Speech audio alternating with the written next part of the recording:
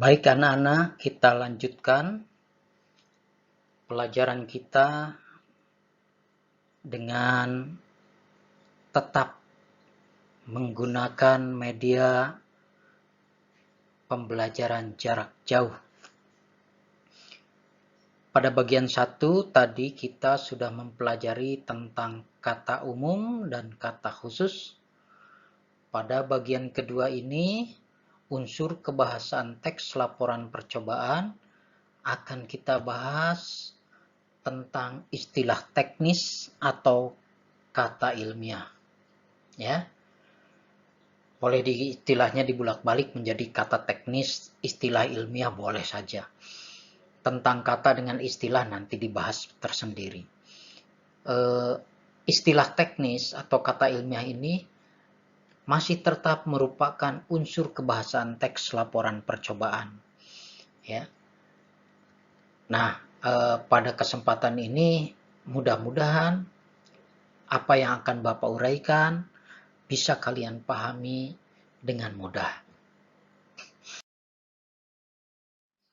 Pengertian kata teknis atau istilah ilmiah adalah kata atau istilah yang sering digunakan dalam teks ilmiah atau teks non-fiksi.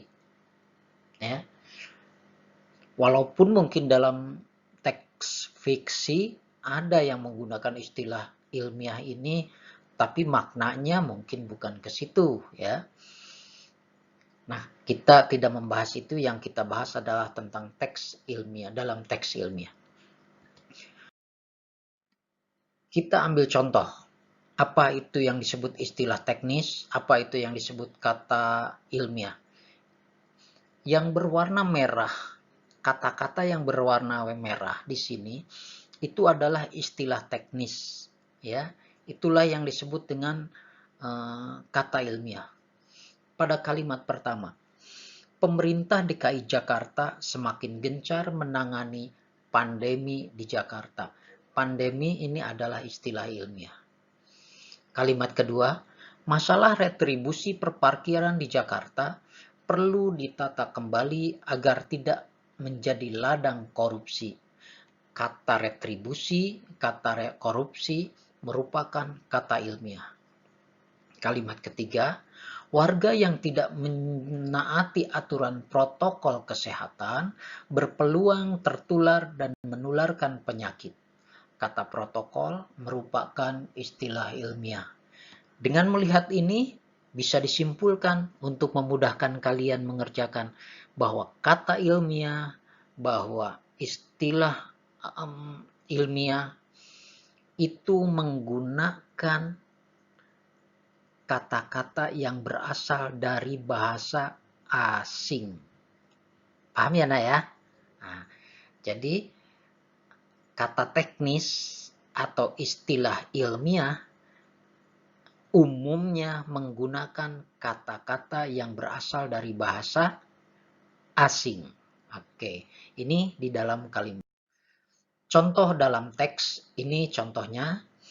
Status Indonesia sebagai negara kepulauan telah ditetapkan sejak Deklarasi Juanda pada tahun 1957 dan diperkuat dengan Konvensi Hukum Laut. Indonesia memiliki sekitar 17.500 pulau, bergaris pantai sepanjang 81.000 km. Sekitar 62% luas wilayah Indonesia adalah laut dan perairan. Luas wilayah daratan sebesar 1,91 juta kilometer persegi, sedangkan luas wilayah lautan atau wilayah perairan mencapai 6,32 juta kilometer persegi. Dengan landscape seperti ini, tak pelak Indonesia memiliki potensi kekayaan sumber daya laut yang luar biasa, khususnya di sektor perikanan. Pertumbuhan nilai ekspor produk kelautan dan perikanan menjadi salah satu perhatian utama pemerintah, dalam hal ini Kementerian Kelautan dan Perikanan. yang disingkat KKP. Nah, ini contoh dalam teks. Tugas kalian dari teks tadi, cari kata-kata teknis atau istilah ilmiah dalam teks tersebut.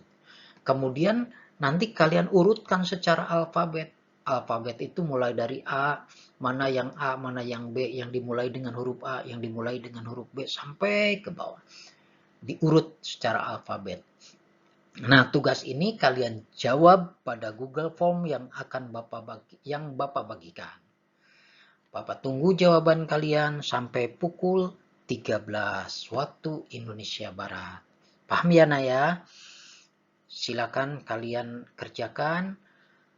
Santai tapi serius. Ingat, waktu tetap menunggu.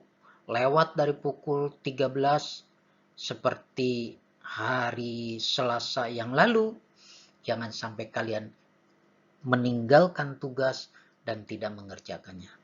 Mudah-mudahan sukses. Assalamualaikum warahmatullahi wabarakatuh.